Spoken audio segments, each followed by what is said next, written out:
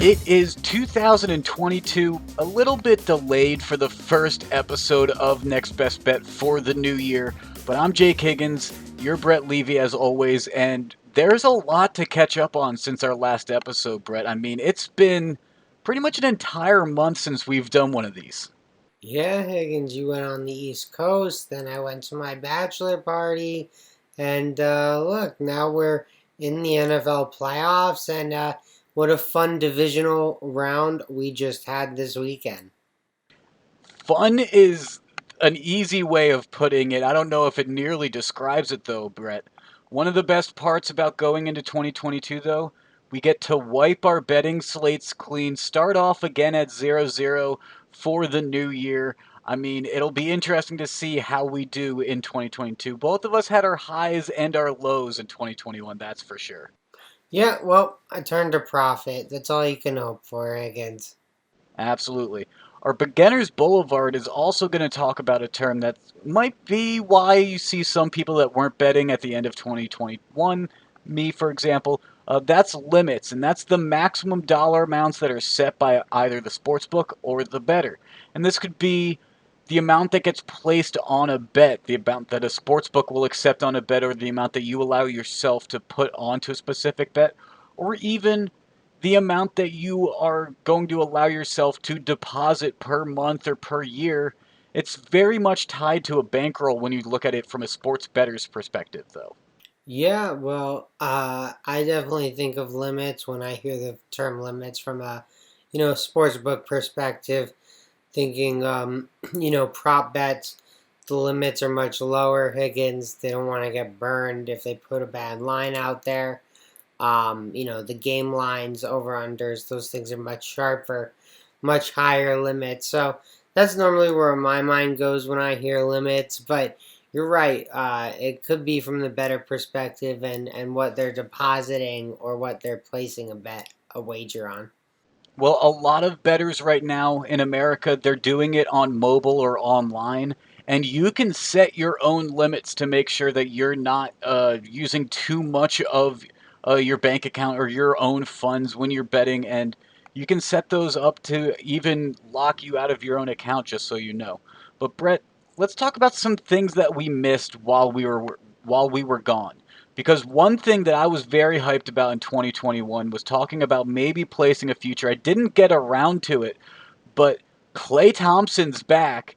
It makes the Golden State Warriors potentially more dangerous.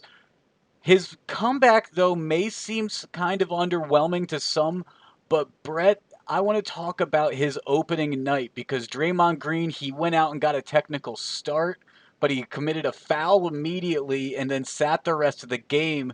So he technically started and played in the game, so all unders on him cashed, at least at most sports books they did. At DraftKings, those bets remained locked for 48 plus hours before they even did anything with them. Yeah, well, you know, someone asked me about the situation like right after it happened, Higgins.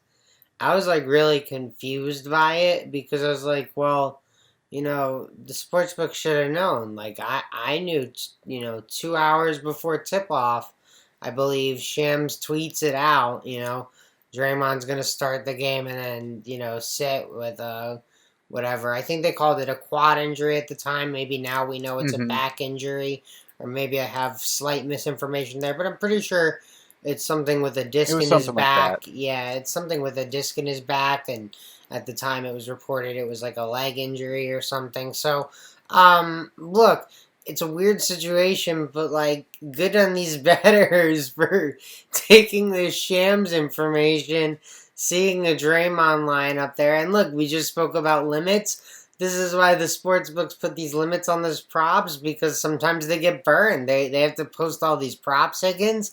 Sometimes some things get by, and a smart gambler will be able to take advantage.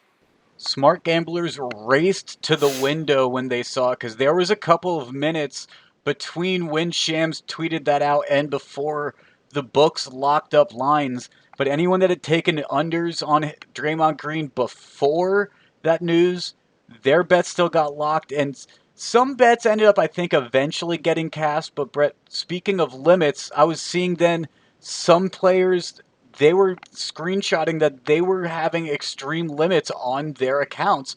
And so it in the world where sports betting is growing and it's an ever evolving new thing in a lot of states, it's just something to be aware of in terms of what sports books you want to use. I mean, Brett, I just mentioned DraftKings in Oregon. They only have one sports book. And Oregon actually just rolled over to using DraftKings because DraftKings bought out the competitor that originally got the contract in Oregon. So I've been able to enjoy some odds boost. I can finally same game parlay in Oregon. It's a little bit better. I like it a lot better personally, but at the same time, I don't know how I personally feel about DraftKings. If it wasn't my only experience, would I be using it? I mean, maybe, yeah, it's one of the major books in the U.S. for sure, Higgins. I know you're coming back to the East Coast, so you'll be able to experience a few more books coming up here in the near future, and yeah, maybe you will have a different favorite, or maybe DraftKings will have gotten to you first, Higgins, and you'll just be like, you know what, I'm used to opening up the DraftKings app, logging in, and I'm just gonna keep doing that. That's where I have money already in the account. Look, I mean, that's what happened to me, right? One of my accounts gets drained, and one of my accounts doesn't, and I've been playing with that open account for however long I've had it. But uh, that's gambling sometimes. Absolutely. And you speak of me coming back to the East Coast. That is true. Next week, we may have some interesting timed scheduled episodes, and that's just because I am driving all the way across the country with everything and my dog in the car. I don't know if we're going to be able to do an episode while I'm doing that. So, you know what? I'm going to be taking the southern route, though. I'll be making sure I hit some states that sports betting's legal in, and I'm gonna try to tweet out some picks again. Try to be posting what I can, doing the research that I can while I'm still driving 8, 10, 12 hours a day. Yeah, well, good luck, Higgins. Drive safe, and yeah, I look forward to you being in a state with multiple books. You'll have some fun with that. For sure I will. And Brett, we're gonna talk about the NFL and the early conference championship lines that we have in a second, but before we get out of what we missed over the past month, what was your favorite sports storyline that we got to see but we didn't get to talk about over the past month? Oh, geez. I have no idea. That's a good Georgia question. has to rise to the top of the G- mind with the G- 41-year drought that they snapped. yeah, Georgia's a good one for sure. 41-year drought, and like really did it with a no-name quarterback. Kind of interesting this day and age. You think of the guys that win national championships, and you're like, oh, Trevor Lawrence, number one overall pick, Jameis Winston, number one overall pick, Cardell Jones, maybe not number one overall pick, but drafted, Deshaun Watson drafted very high. Stetson Bennett, number one overall pick. I do not I think so. don't think so. I do not think so. No. So yeah, I think that's a very good one, Higgins. And look, lots of Bulldogs and Crimson Tide in the transfer portal right now. So just overall, very interesting time for college football. We see Caleb Williams, the Oklahoma quarterback. I believe he's still in the transfer portal, although some believe he's going to USC, so might follow his coach there. Just college football, man, never stops.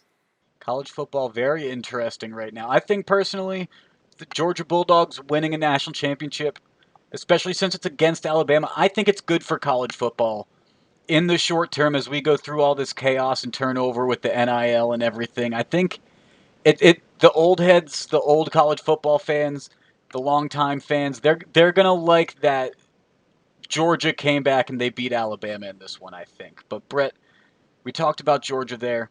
This past weekend of the NFL was fantastic. We had three underdogs come out and win. Only one favorite won. So surprisingly, our championship games in the NFC and AFC conference championship games are going to be the 49ers versus the Rams, and the Bengals versus the Chiefs, just like everyone was thinking at the beginning of the year, right? Yeah, everyone had Bengals and 49ers around. Yeah, exactly. Higgins, you hit the nail on the head.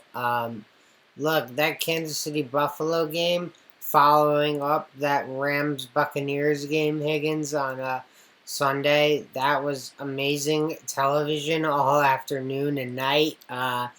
What a way to spend a Sunday watching those two games. So, really exciting game, and I'm looking forward to next weekend as well. And look, we'll start off in the NFC because we got an interesting matchup, I think, Higgins.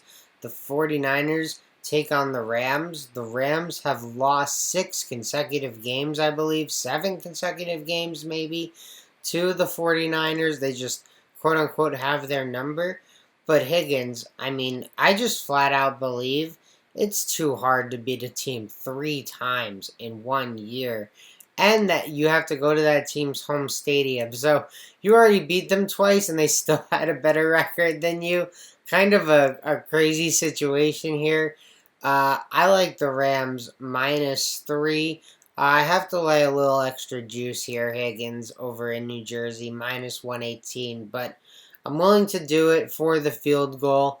I think it's a good bet. And truthfully, I'll probably be on Rams money line as we get a little closer to this thing as well. Just sprinkle a little there as well, just to be safe. But I do think the Rams get this one done, Higgins. I think it's really difficult to beat a team 3 times in 1 year. Now the line out here in Oregon is 3.5. Did you have to buy down to get to -3, or is it just three naturally over on the East Coast? Yeah, it was just 3 over. I used FanDuel for this bet, so I mean, you uh, got some heavy juice on it though. yeah, it's some heavy juice, but sometimes on these early lines you get stuff like that. Um, so yeah, I mean, look, it's an early lines. Their opening line was -3. Maybe it opened at -114 and it was bet up to -118 or whatever. But I'm sure it'll move closer to that 3.5. That's certainly what it's indicating. If I'm looking at that game, I'm going to probably look at the over under. It's sitting at 47 now, which I think's a nice spot, just under 7 touchdowns. But I'm going to hold off for now, mainly because, I mean, if we look at how these two teams have played, you're right, the Niners have won both of them. One of those was only 41 points scored, the other one 51 points scored. So I'm not too confident in the Niners being able to put on a very strong offensive performance and kind of run with the Rams. Maybe they'll have to do a defensive game like they were able to do against the Packers and get a low scoring type of win if they have a chance at that NFC championship game. So I'm not sure where I'm at currently with that game. I'm looking more at the AFC early lines personally. Yeah, well, great matchup there. Joe Burrows looked fantastic in the postseason. Higgins, Chiefs, Bills could have been, game of the year in the NFL for sure. It was unbelievable. Patrick Mahomes with 13 seconds left gets the game to overtime and obviously takes care of business there. Higgins, but Kansas City -6.5 on the opening line, -114 juice. I think the magic might be running out for Cincinnati. I'm a little nervous because Kansas City only beat Buffalo by 6. But Higgins, I feel like Buffalo better team than Cincinnati so overall right now. So I feel pretty confident that the Chiefs can get it done.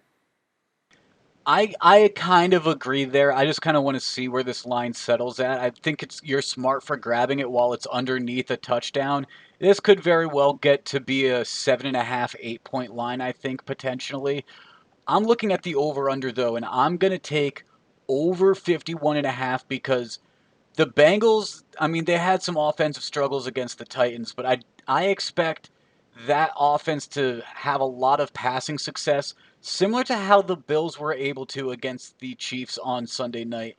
And that's mainly because Tyrann Matthews dealing with an injury. He was taken out after the first play at the line of scrimmage against the Bills. Who knows if he's going to be back, and if so, in what condition he's going to be able to play. So I really like the opportunities for the Bengals offense to kind of get going in this game. And we already know that Chiefs offense is just a well-oiled machine, and they're running on all cylinders right now. So over 51.5 doesn't feel terrible to me. I mean, it is over the 49, the 7 touchdowns that I typically like to stay at, but I'll take this 51.5. All right, a good, fun play for the weekend, Higgins. And look, if anything changes drastically over the week, you and I have the right to adjust our picks. But I like that we took some early shots here, and yeah, I mean it was such a great football Sunday. And a great Saturday too, with the last second field goals ending those games. Just a fun weekend. Had to keep the juices flowing, Higgins. Absolutely, we did. And Brett, kind of shifting gears, but in that same note, our money line magic, I wrote down that it should be the Rams Bucks game. But Brett, now that I'm really looking at it, the entire divisional round of the NFL playoffs kind of deserves to be noted in this money line magic. I mean, the Bengals last minute field goal gets them a win. 49ers, they kick a field goal as time expires to get the win in Lambeau.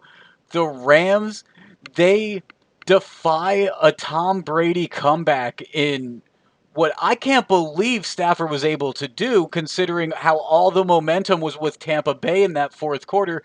But the Rams were able to win 30-27. And then, Brett, this Bills Chiefs game, you said it may have been the best game we've seen in the NFL all season. I'd agree with that. Took overtime for us to get a champion. And if it wasn't for the current NFL overtime rules, we probably would have seen them trade scores the rest of the night because they went to overtime and the Chiefs just marched right down and score a touchdown. And I wouldn't have been surprised if maybe Gabriel Davis gets a fifth touchdown if the Bills had had an opportunity to respond. Yeah, well, Higgins, you mentioned it. Just a wild, wild weekend, up and down. Yeah, obviously, the overtime rules are what they are in the NFL. People have their gripes with it, but for me personally, I feel like I know what I'm signing up for when the game kicks off. I know that there's a decent chance that this thing could go into overtime. And I don't love the overtime rules, but you know what? I'm gonna sit down and watch this thing. These are the rules we're playing with. So I just don't get too caught up in it. Bills knew they had to make a stop. They knew the rules also, right? Sean McDermott knows the rules. So they unfortunately couldn't get it done in overtime. You got to get it done in that when there's 13 seconds on the clock. That's when you got to close out the game. Once it gets to overtime, that's where dogs go to die, Higgins. Everyone knows that. So, look, I think that's obviously interesting. I think another big storyline coming out of the divisional weekend. 49ers don't score an offensive touchdown the entire game and move on. So, look, I don't know if that formula can hold up another week here. So that's something to keep our eye on as well, Higgins. And then, yeah, and Matt Stafford looks like he's going to choke the game away. It looks like maybe it's not Detroit. Maybe it could be this guy. And then he delivers a dime to end the game to Cooper Kupp there. So, look, great for Matt Stafford. Get the monkey off the back, so to speak. And unbelievable weekend. That connection between Stafford and Cup is next level. I mean, we've seen him have special connections with receivers like Calvin Johnson in the past, but his Cooper Cup's production this year has just been unreal. The amount of receptions, yards, he's been there every time Matthew Stafford's needed him. It's been insane. Just like how whenever overbetters need him, Patrick Mahomes and Josh Allen have typically been there. 25 points were scored in the final 2 minutes of that fourth quarter, Brett. Overbetters went from being in a tough spot to easily cashing. Yeah, absolutely. wild finish there. And look, you mentioned the final minutes of these games, Higgins, changing everything, changing millions and millions of dollars over and over again. So it's just been crazy, but that's what playoff football is. It's one of the most fun times of the year. We don't have as many games, but we hyper focus in on these games, and it's nice when a weekend like this weekend happens and they deliver, because let's admit it, wild card weekend was, it was okay. Yeah. Yeah. It was okay, but this divisional round, this was superb. Yeah, This was absolutely absolutely. amazing. Yeah. Brett, let's talk about a few things going on Monday. I'm going to make a few picks. I mean, there's some NBA, there's some NHL, there's some college basketball. I'm going to take a shot, one bet at each of those games. How's that sound? All right, you go ahead and dabble, and I'll stay here and cheer you on and say, "Go Higgins, go!" All right. Well, Brett, we're going to start in the NBA, and specifically, we're going to talk about the Bulls versus the Thunder playing in Oklahoma City on Monday night. Brett, you and I each carry over one future from 2021. You have a Josh Giddey Rookie of the Year prop, and I have a Steph Curry leading scorer prop. And you know what? I'm going to be rooting for your boy Giddey here. I'm taking the Thunder on the money line in this one. This is a game right now that's basically even. I'm getting the Thunder at plus 100 on the money line, and it's mainly because the Bulls have had a lot of injury woes. I mean, we just saw what happened with Grayson Allen going up and fouling Alex Caruso, and Caruso being out 6 to 8 weeks now. They're also without Zach LaVine. They're also without Lonzo Ball, Javante Green. So you know what? This looks like a spot where the Thunder get to play a team that's on a back to back, and they're going to be able to play a team that's traveling on a back to back. So I'm going to take the Thunder on the money line, just getting a home win here. I mean, they've they haven't been fantastic, but they've played much better at home than they have on the road. So let's go Oklahoma City on the money line. Yeah, so Higgins, I think everything you're saying would point to Oklahoma City. I agree with what you're saying. Chicago kind of got the